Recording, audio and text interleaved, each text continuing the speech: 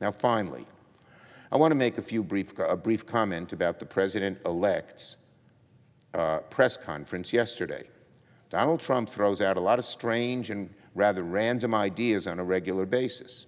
He did it yesterday when suggesting we rename the Gulf of Mexico the Gulf of America. Well, let me say this.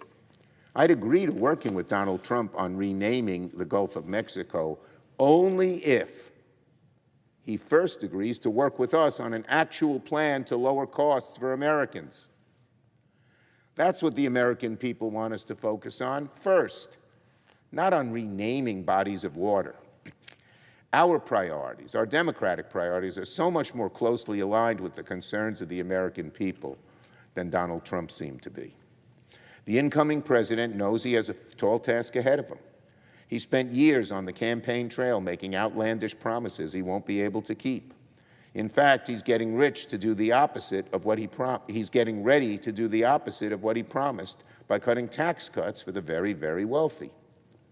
Donald Trump is in over his head.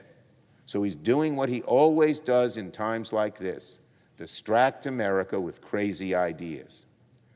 Renaming the Gulf of Mexico may be a zany new idea, but it isn't going to help people save money at the grocery store. It's not going to make trips to the pharmacy more affordable.